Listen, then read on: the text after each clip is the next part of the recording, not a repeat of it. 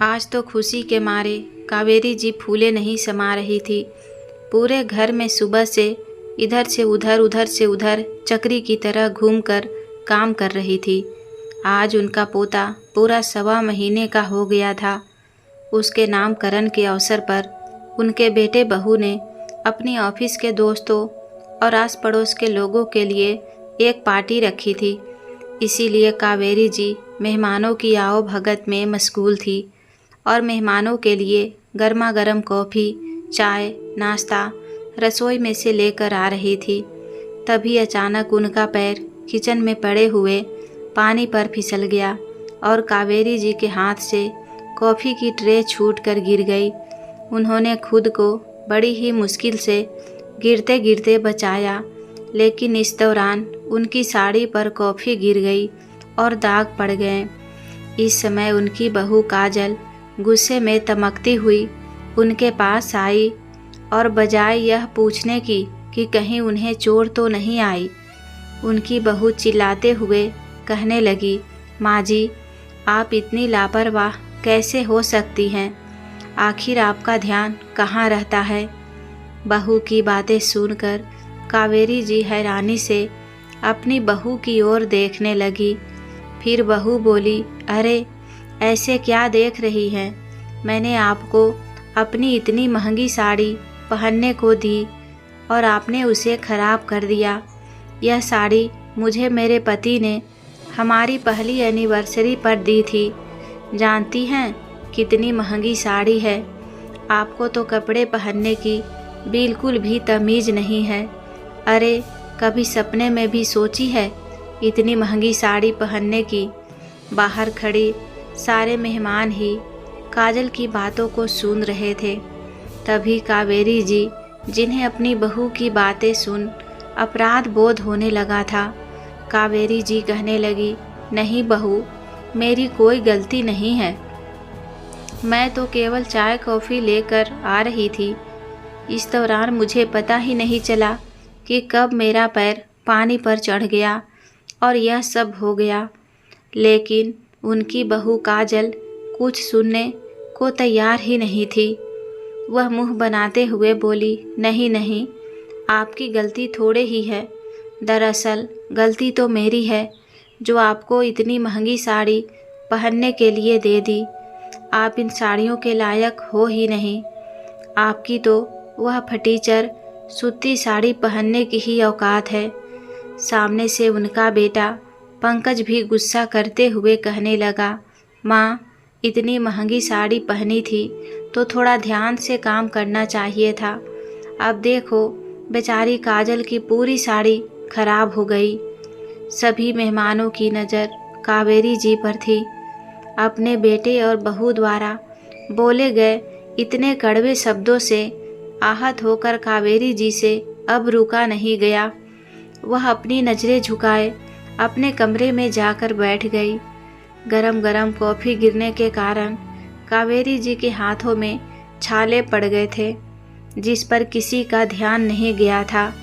लेकिन उन छालों की जलन भी उन्हें इतनी तकलीफ़ नहीं दे रही थी जितने कि सारी मेहमानों के सामने बेटे बहू की तीखी बातों से उनके दिल को तकलीफ़ पहुंची थी।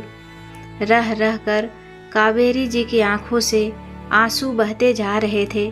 सोचने लगी कि पूरे 4 महीने हो गए उन्हें अपने बेटे बहू के घर आए और इस दौरान उन्होंने उनके लिए क्या क्या नहीं किया। घर में सुबह से लेकर शाम तक एक टांग पर खड़ी होकर काम करती रही। 65 वर्ष की उम्र में जहाँ बूढ़ी हड्डियाँ जवाब दे देती है, वहीं मैंने अपने बहू और बेटे की हर ख्वाहिश को पूरा किया। थकावट होने के बावजूद भी मैं मुँह से उफ तक ना की, लेकिन बहू को यह सब नज़र नहीं आया और आज अगर उसकी साड़ी पर थोड़े दाग लग गए तो सबके सामने उसने कैसे मेरी इज्जत की धज्जियाँ उड़ा कर रख दी। आज वह उस दिन को कोस रही थी जब वह अपने बेटे बहू की बात मानकर खुशी खुशी उनके घर चली आई थी। दरअसल आज से करीब 4 महीने पहले जब काजल माँ बनने वाली थी, और एक दिन पंकज सुबह सुबह ऑफिस जाने के लिए तैयार हो रहा था तो काजल उसके पास आकर बैठ गई और बोली, मुझे तुमसे कुछ ज़रूरी बात करनी है। मेरी हालत तो तुम जानते ही हो, अब मुझे घर के सारे काम नहीं हो पाते हैं। मैं सोच रही हूँ कि हम दिन भर के काम के लिए एक मेड लगा लेते हैं। काजल की यह बात सुनकर पंकज ने कहा, नहीं यार, मेड का तो बहुत खर्चा हो जाएगा। अभी सुनो, ऑफिस जाने के लिए देर हो रही है, इस बारे में हम रात को बात करेंगे। मैं इसका कोई न कोई हल ज़रूर निकालूंगा। तुम बिल्कुल भी चिंता मत करो। मैं कुछ ऐसा करता हूँ जिसे तुम्हारा काम भी हो जाए और तुम्हें आराम ही आराम मिले। काजल पंकज की यह बात सुनकर बहुत खुश हो गई और चहकते हुए बोली, ऐसा क्या करने वाले हो, मुझे भी तो बताओ। तब पंकज ने कहा, बस तुम देखती जाओ, मैंने जो तरकीब सोची है उससे सांप भी मर जाएगा और लाठी भी नहीं टूटेगी। इतना कहकर पंकज अपने ऑफिस चला गया। रोजाना की तरह पंकज के जाते ही काजल के मोबाइल की घंटी बजी और काफ़ी देर तक काजल अपनी माँ से बातें करती रही। शाम को जब पंकज वापस आया तो काजल से कहने लगा, तुमसे घर का काम नहीं किया जाता ना। मैंने सोचा है कि मैं अपने माँ बाबूजी को यहाँ बुला लेता हूँ। माँ तुम्हारा ख्याल भी अच्छे से रखेगी और घर का काम भी आसानी से हो जाएगा।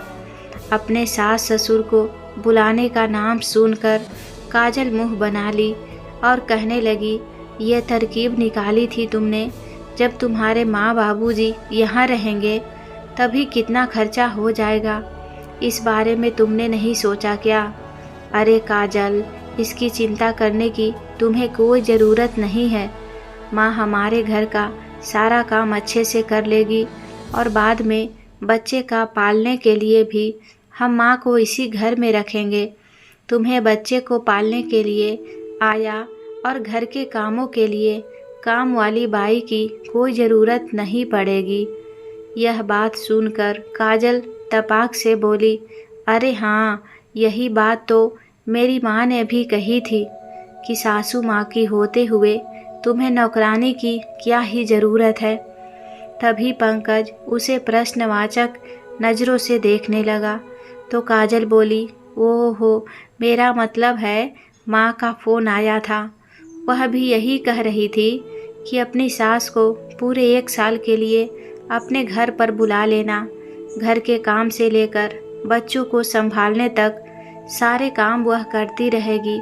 लेकिन पंकज, माँ का तो ठीक है, लेकिन बाबूजी का यहाँ क्या काम है? उन्हें वही गांव में ही रहने दो, यहाँ तो केवल माँ की ही ज़रूरत है। तभी पंकज बोला, काजल, तुम समझती नहीं हो, अगर हम माँ को इतने समय के लिए बुलाएंगे तो बाबूजी के खाने पीने की समस्या हो जाएगी और अगर वह यहाँ पर रहेंगे तो बाहर के सारे काम करते रहेंगे। सब्जी लाना, दूध लाना, राशन का सामान लाना, सब काम पिताजी कर लेंगे। और फिर तुम यह क्यों भूल जाती हो कि उन्हें पेंशन भी तो मिलती है। जब वह इस घर में रहेंगे तो पेंशन भी तो इसी घर में खर्च करेंगे ना, मेरा खर्चा भी कम होगा। फिर पंकज ने कहा, जब बाबूजी रिटायर हुए थे तो रिटायरमेंट पर उन्हें अच्छी खासी रकम मिली थी, जिसकी उन्होंने एक एफडी बनवा ली थी। तब वह एफडी मैच्योर होने वाली है। जब बाबूजी यहाँ आएंगे तो लगे हाथों उनसे उन पैसों के बारे में भी बात कर लूँगा। फिर हम एक बड़ा सा घर खरीदेंगे और सुकून से हम दोनों पति पत्नी रहेंगे। तभी काजल बोली, लेकिन फिर कहीं ऐसा ना हो कि तुम्हारे माँ बाबूजी भी हमेशा के लिए हमारे साथ ही रहने आ जाए। मैं उन लोगों के साथ हरगिज नहीं रह सकती। तभी पंकज ने कहा, यार, तुम चिंता क्यों करती हो? एक बार पैसे हाथ में आ जाने दो, उसके बाद जैसा तुम कहोगी वैसा ही होगा। पंकज की यह बात सुनकर काजल तो जैसे खुशी से उछल पड़ी और झट से बोली, फिर देर किस बात की है, जल्दी लगाओ ना अपनी माँ को फ़ोन। हाँ हाँ, अभी लगाता हूँ। पंकज ने अपनी माँ को फ़ोन किया और कहा, माँ, काजल की तबीयत कुछ ठीक नहीं रहती है। 7वां महीना चल रहा है। आजकल तबीयत भी उसकी ठीक नहीं रहती। अब उस घर का काम भी नहीं किया जाता और यहाँ तो काम वाली बाई भी नहीं मिल पा रही है। माँ, ये काम करो ना, कुछ समय के लिए आप यहाँ पर आ जाओ। बेटे की बात सुनकर कावेरी जी बोली, ठीक है बेटा, मैं इस बारे में तुम्हारी बाबूजी से बात करती हूँ। ऐसा कहकर कावेरी जी ने फ़ोन रख दिया।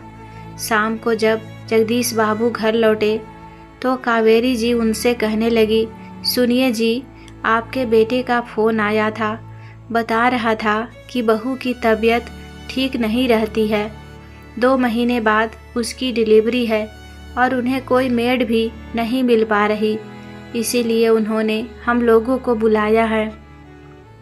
पत्नी की यह बात सुनकर जगदीश जी बोले, बात तो ठीक है कावेरी, जब बच्चों को हमारी ज़रूरत है तब हम लोग काम नहीं आएंगे तो कौन आएगा। आखिर इतने सालों बाद बेटा बहू हमें इतनी बड़ी खुशी देने जा रहे हैं, तो क्या हम उनकी इतनी मदद नहीं कर सकते हैं।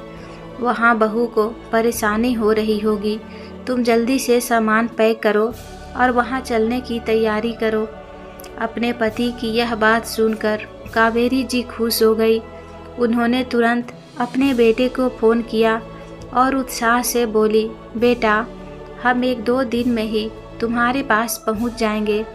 कावेरी जी ने बड़े ही लाड़ प्यार और हमदर्दी के साथ अपने बेटे के पास आने के लिए हाँ तो कर दी, लेकिन उन्होंने इस बात का जरा भी एहसास नहीं था कि बेटा बहू ने किस इरादे से अपने पास बुला रहे थे।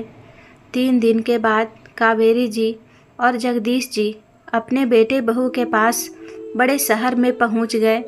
जैसे ही वे लोग घर पहुंचे तो पंकज ने कहा, देखो ना माँ, आपकी बहू की कल से तबीयत कितनी ख़राब है, उल्टियाँ हो रही है। अब तक तो जैसे तैसे मैं खाना बनाकर काम चला रहा था, अब आप आ गई हैं तो आप रसोई संभालिए और घर की बाकी जिम्मेदारियां भी अब आपके हवाले हैं। बेटे ने इन्हें इतना हक जता कर बात की तो कावेरी जी बहुत खुश हो गई। सोचने लगी कि मेरा बेटा मुझसे कितना प्यार करता है, कितने अपनेपन से उसने मेरे आते ही सारे घर की जिम्मेदारी मुझे सौंप दी।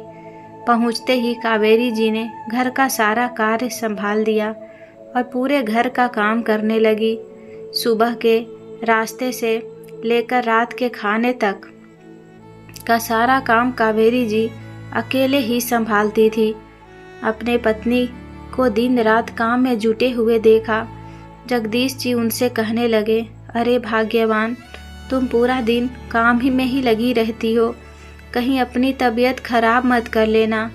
फिर कावेरी जी हंसते हुए कहती है, अरे आप भी ना, बेटा बहू मुझे दादी बनाने जा रहे हैं, कोई मजाक थोड़ी न है। इस खुशी के आगे तो मुझे अपने घुटनों का दर्द भी नज़र नहीं आता है।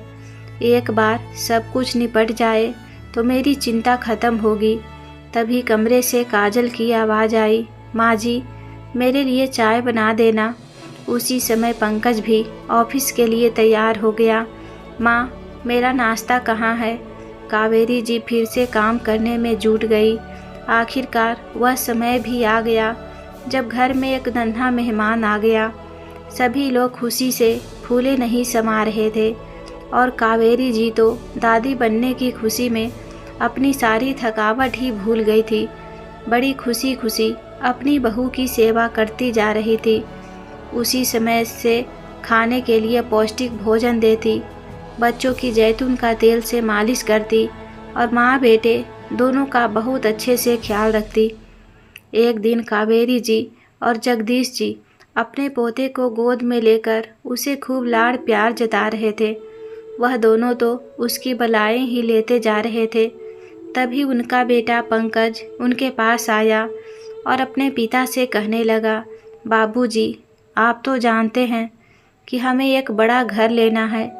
यह घर हम लोगों को बहुत छोटा महसूस होता है और आपको तो पता है कि घर खरीदने में लाखों रुपए की ज़रूरत होती है। फिर जगदीश बाबू बोले, तो बेटा इसमें परेशानी वाली क्या बात है? अगले महीने मेरी एफडी मैच्योर होने वाली है। अब इस समय में हमें इतने पैसों की भला क्या ज़रूरत है? जितना भी पैसा आएगा वह सब तुम रख लेना। यह बात सुनकर पंकज की तो बाछें ही खिल गई। उसके बाद अभी कुछ दिन ही बीते हैं कि काजल को घर में बैठे हुए अपने ससुर जी खटकने लगे। उसे ऐसा लगता था कि जैसे वह तो किसी काम के है ही नहीं। घर का सारा काम तो उसके सास ही करती है। ससुर जी तो घर में बैठकर काम भी बढ़ाते रहते हैं। तो काजल ने अपने पति पंकज से कहा, आप अपने पिताजी को वापस उनके गांव भेज दीजिए। फिर पंकज ने उसे डांटते हुए कहा, काजल तुम्हारा दिमाग खराब तो नहीं हो गया ना? तुम बाबूजी को घर भेजने की बात कर रही हो। मालूम भी है उनकी एफडी में जितना पैसा पड़ा है, इन पैसों से बड़ा मकान खरीदने का हमारा सपना पूरा होने वाला है और मैंने उस पैसों के लिए बाबूजी से बात भी कर ली है। इसीलिए जब तक वह पैसे नहीं आ जाते कोई भी ऐसी बात मत करना जिससे कि बाबूजी नाराज़ हो जाए। अगले दिन जब कावेरी जी रसोई घर का सारा काम निपटाकर कमरे में पहुंची तो जगदीश जी बैठे हुए कुछ सोच रहे थे। कावेरी जी बोली, अरे क्या बात है, बहुत सोच में डूबे हुए हैं? तब जगदीश जी ने कहा, कावेरी बहुत समय से पंकज बड़ा मकान खरीदने की जिद कर रहा है। देखा जाए तो उसकी बात भी सही है। अब मैं रिटायर हो चुका हूँ। अब बुढ़ापे में हम कब तक बेटा बहू से अलग रहेंगे? आखिरकार तो हमें भी बुढ़ापे में बेटे बहू का सहारा चाहिए। तो मेरे मन में विचार आ रहा है कि हम अपने गांव वाला मकान और ज़मीन बेच देते हैं और अब मेरी एफडी के पैसे तो मिलने ही वाले हैं। तो कुल मिलाकर इतना पैसा आ जाएगा कि इस शहर में एक बड़ा सा मकान खरीद सके, जिससे हम सब लोग मिलकर एक साथ रहेंगे। यह बात सुनकर कावेरी जी के चेहरे पर मुस्कान आ गई और कहने लगी, बात तो आपने बिल्कुल ठीक कही। फिर जगदीश जी बोले, ठीक है, मैं कल ही गांव के लिए निकल जाता हूँ। एफडी के सारी फॉर्मेलिटी भी पूरी करवा देता हूँ और गांव का मकान और ज़मीन भी बेचने के लिए बात कर लेता हूँ।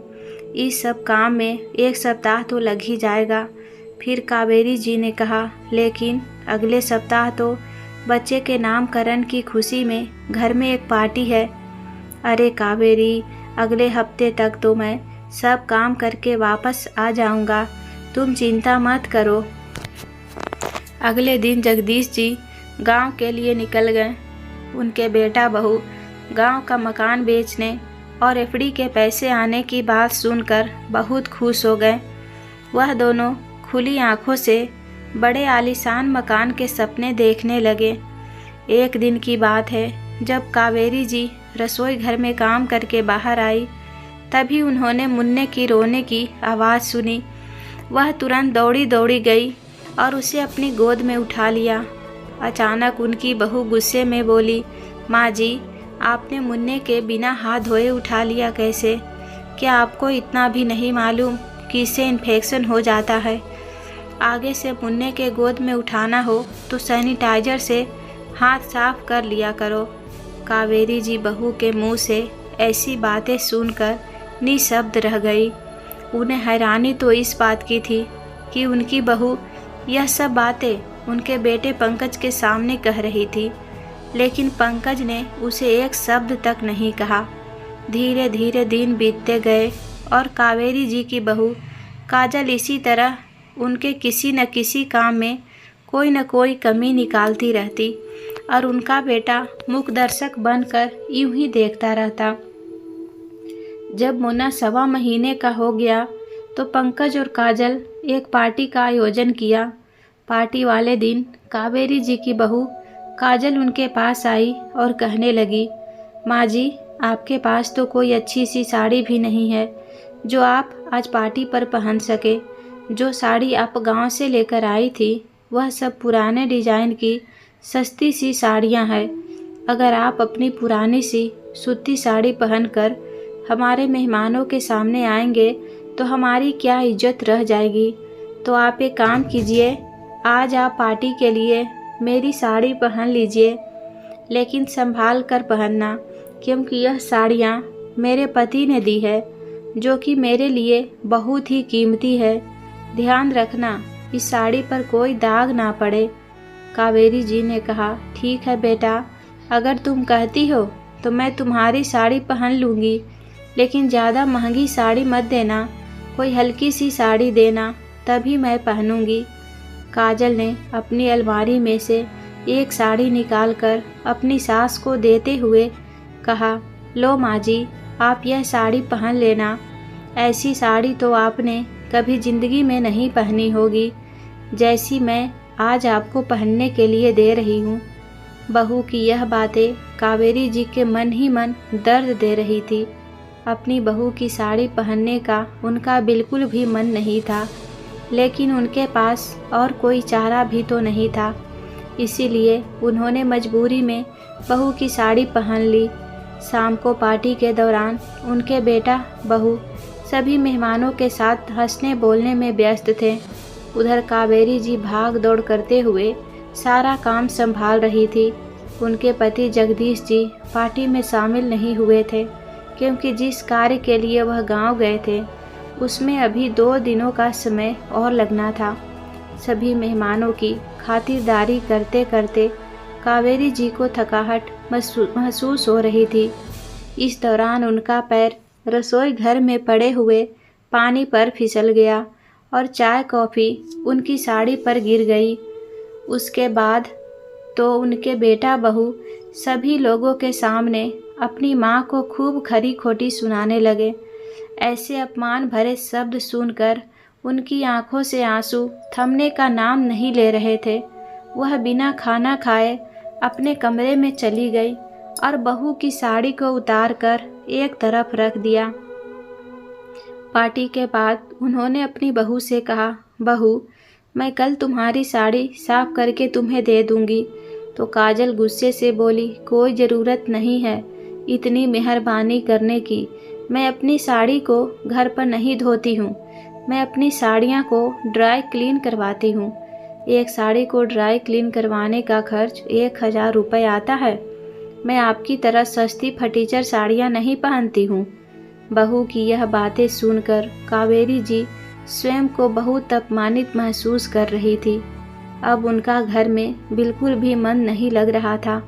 अगले दिन जब उनका बेटा बहू घर पर नहीं थे, तब उनके पति का फ़ोन आया और कावेरी जी से पूछने लगे कि पार्टी कैसी रही। तो कावेरी जी कुछ बोल नहीं पाई। कावेरी जी की चुप्पी जगदीश जी के मन में कई प्रश्न खड़े कर रहे थे। तो वह कहने लगे, क्या हुआ भाग्यवान, तुम ठीक तो हो? वहाँ सब लोग ठीक तो हैं? हाँ, सब कुछ ठीक है, बस आप जल्दी से आ जाइए, मुझे आपके बिना यहाँ अच्छा नहीं लग रहा, कावेरी जी ने रूंधे स्वर में कहा। अचानक कावेरी जी के मुंह से यह बात सुनकर जगदीश जी हैरान रह गए और कहने लगे, मुझे कुछ ठीक नहीं लग रहा है, सच सच बताओ हुआ क्या है। तब कावेरी जी ने रोते हुए अपनी आप बीती उन्हें फ़ोन पर बता दी। यह सब सुनकर जगदीश जी को बहुत गुस्सा आया। जगदीश जी ने हमेशा अपनी पत्नी के साथ इज्जत से बात की थी, कभी उनके स्वाभिमान पर ठेस नहीं आने दी थी, लेकिन आज जब उन्हें पता चला कि उनकी पत्नी को उनके बेटे बहू ने भरी महफिल में इतना शर्मिंदा किया, वह भी एक साड़ी की वजह से, तो उनसे बर्दाश्त नहीं हुआ। वह सोचने लगे कि 3 महीने से मेरी पत्नी इन लोगों की सेवा में तन मन से लगी हुई है और इस सब का यह सिला दिया बेटे बहू ने। 3-4 दिन बाद जगदीश जी अपने बेटे के घर पहुंच गए। वह अपने साथ एक बड़ा सा शॉपिंग बैग लेकर आए थे। उन्होंने वह बैग डाइनिंग टेबल पर रख दिया और अपनी पत्नी से मिलने उनके कमरे में चले गए। थोड़ी देर बाद उनकी बहू काजल कमरे से बाहर निकल कर आई तो उसने शॉपिंग बैग देखा और बड़े उत्साह के साथ उसे खोलने लगी। देखा तो उसमें खूबसूरत सी साड़ी रखी हुई थी। काजल को लगा शायद वह साड़ी उसका पति पंकज उसके लिए लेकर आया है। उसे तो अभी तक भान ही नहीं था कि उसके ससुर जी घर पर आ गए हैं, क्योंकि जब वह आए थे तो काजल उस समय अपने कमरे में सो रही थी। उसे लगा कि पंकज उसके लिए सरप्राइज गिफ्ट लेकर आया है। काजल फटाफट से साड़ी लेकर कमरे में चली गई और वह साड़ी पहन ली। साड़ी बहुत ही सुंदर लग रही थी और बहुत महंगी थी। काजल सोचने लगी कि यह साड़ी कम से कम 40,000 रुपये की होगी। वह तो हमेशा से ऐसी ही साड़ियाँ खरीदना चाहती थी। उसके थोड़ी देर बाद ही पंकज भी ऑफिस से घर आ गया। अपने कमरे से निकलकर काजल ने बड़ी खुशी खुशी पंकज को आवाज़ देकर बुलाया और बोली, देखिए ना, मैं साड़ी में कैसी लग रही हूँ। जब पंकज ने उसे उस साड़ी में देखा तो उसकी आंखें खुली की खुली रह गई और बोला, काजल, यह साड़ी तो बहुत सुंदर लग रही है, लेकिन तुमने कब खरीदी, मुझे बताया भी नहीं। यह सुनकर काजल हैरान होते हुए बोली, क्या मतलब, क्या यह साड़ी तुम नहीं लाए? अरे क्यों मजाक कर रहे हो, यहीं तो रखी थी यह साड़ी, देखो कितनी सुंदर है। आप नहीं लाए तो कौन लाया होगा? इस समय पंकज और काजल की बातें सुनकर जगदीश जी अपनी पत्नी के साथ बाहर निकले। काजल और पंकज को कुछ समझ नहीं आ रहा था। तभी जगदीश जी कहने लगे, बहू, वह साड़ी पंकज नहीं, मैं लेकर आया था। तभी पंकज ने कहा, अरे पिताजी, आप कब आए? बस बेटा, अभी थोड़ी देर पहले ही आया हूँ। और बहू, यह साड़ी मैं तुम्हारे लिए नहीं, अपनी पत्नी के लिए लेकर आया था। खैर छोड़ो बहू, मुझे लगता है यह साड़ी की मेरी पत्नी से ज़्यादा तुम्हें ज़रूरत थी। मुझे मालूम है तुम्हारे पास बहुत ही साड़ियाँ होगी, लेकिन मैं यकीन से कह सकता हूँ कि इतनी महंगी साड़ी तुम्हारे पास एक भी नहीं होगी। अपने ससुर के मुंह से यह बात सुनकर काजल के तन बदन में आग लग गई। उसे ऐसा लगा जैसे उसने यह साड़ी पहनकर बहुत बड़ी गलती कर दी हो। वह तुरंत गुस्से से कमरे में गई और कपड़े बदलकर उस साड़ी को शॉपिंग बैग में डालकर वापस ले आई और जैसे ही डाइनिंग टेबल पर रखने लगी तभी जगदीश जी बोले, इसकी कोई ज़रूरत नहीं है बहू, यह साड़ी अब तुम ही रखो, क्योंकि मेरी पत्नी उतरन नहीं पहनेगी और अब ऐसी वैसी हजारों साड़ियाँ की वह मालकिन होगी। जगदीश जी की यह बात सुनकर उनका बेटा पंकज प्रश्नवाचक निगाहों से उनके चेहरे की ओर देखने लगा। तभी जगदीश जी बोले, क्यों हैरान रह गए बेटा? फिर उन्होंने अपने बैग में से कुछ कागज़ निकाले और पंकज के हाथों में पकड़ाते हुए कहा, हमारे शहर को गांव से जोड़ने वाली सड़क पर मैंने अपनी पत्नी के नाम पर साड़ियों का पूरा शोरूम खरीदा है। यह उसी के कागज़ हैं। अपने ससुर की यह बात सुनकर काजल के तो होश ही उड़ गए और यह बात सुनते ही पंकज भड़क उठा। यह क्या बाबूजी, आप तो हमारे मकान के लिए पैसों का इंतजाम करने गए थे ना? आपने तो मुझसे वादा किया था कि वह पैसे आप मुझे देंगे, फिर यह सब क्या है? हाँ बेटा, लेकिन उससे पहले मैंने अपनी पत्नी से वादा किया था कि मैं उसे एक सम्मान भरी ज़िंदगी दूंगा और उसकी बेइज्जती करने का हक मैंने आज तक किसी को नहीं दिया है। और बहू, तुम यह कतई मत सोचना कि मेरी पत्नी महंगी साड़ियाँ नहीं पहन सकती। मेरी अच्छी खासी नौकरी थी और अभी मुझे पेंशन मिलती है, लेकिन वह तो कावेरी ही हमेशा साधारण ज़िंदगी जीना चाहती थी, इसीलिए उसने कभी महंगी साड़ियाँ नहीं खरीदी। अपने बच्चों की पढ़ाई लिखाई में पैसे खर्च करना उसे बेहतर लगता था, इसीलिए उसने कभी अपने ऊपर ज़्यादा पैसे खर्च नहीं किया। और बेटा पंकज, यह तो हम लोगों ने सपने में भी नहीं सोचा था कि जिन बच्चों के लिए हम लोग ज़िंदगी भर त्याग करते आए, वही बच्चे हमें यह दिन दिखाएंगे। अरे हम लोग तो अपना गांव का मकान और ज़मीन बेचकर सब कुछ तुम्हारे हवाले करके तुम्हारे साथ रहने के बारे में सोच रहे थे। ज़मीन तो मैंने बेच दी 3 दिन पहले। तुमने और तुम्हारी पत्नी ने अपना रंग दिखा दिया। बहू, अब तुम्हारी सास महंगी साड़ियाँ पहनेगी, लेकिन फिर तो तुम अपनी सास से नहीं कहोगी ना कि वह फटीचर साड़ियाँ पहनती है और उसे महंगी साड़ियाँ पहनने की समझ नहीं है। जगदीश जी के मुंह से यह जवाब सुनकर काजल को तो ऐसा लग रहा था जैसे बिना थप्पड़ खाए उसके गाल पर किसी ने झन्नाटेदार तमाचा मारा हो। अपने पिता की बातों का काजल और पंकज को कोई जवाब नहीं मिल पा रहा था। तभी जगदीश जी बोले, चलो कावेरी, तुम अपना सामान पैक कर लो। अब हमें यहाँ रहने की बिल्कुल भी ज़रूरत नहीं है। हम आज ही बल्कि अभी अपने घर के लिए निकल जाएंगे। हम अपने घर में बहुत अच्छे से रह सकते हैं। जाते समय जगदीश जी ने पंकज से वह कागज़ लिए और कहा, बेटा, तुम्हारी माँ ने बड़े लाड प्यार से तुम्हें बड़ा किया था। तुम्हारे किसी शौक़ में उसने कोई कमी नहीं रखी, लेकिन उसे मालूम नहीं था कि एक दिन वही बेटा उसका मजाक बना कर रख देगा। माफ़ करना बेटा, तुम जिंदगी में तो आगे बढ़ गए, लेकिन जिसके कारण तुम यहाँ तक पहुँचे हो उसी को तुमने पीछे छोड़ दिया। बहू तो पराई घर से आई थी, लेकिन तुमने तो अपनी माँ का संघर्ष देखा था। अरे एक साड़ी ही तो गंदी हुई थी, तुमने अपनी माँ की कितनी साड़ियाँ गंदी की थी, इसका तो अंदाज़ा भी तुम्हें नहीं है। इतना कहकर जगदीश जी अपनी पत्नी का हाथ पकड़कर गांव के लिए निकल गए। आज पंकज और काजल की नज़रें शर्मिंदगी से ज़मीन में गड़ी जा रही थी। वह दोनों पश्चाताप की अग्नि में जलते हुए निशब्द खड़े रह गए। दोस्तों, बहू बेटे का घमंड चूर करने के लिए जो जगदीश जी ने किया वह सही था या गलत, अपनी राय हमें कमेंट बॉक्स में ज़रूर बताएं। और कहानी पसंद आए तो वीडियो को लाइक शेयर सब्सक्राइब करना ना भूलें। धन्यवाद।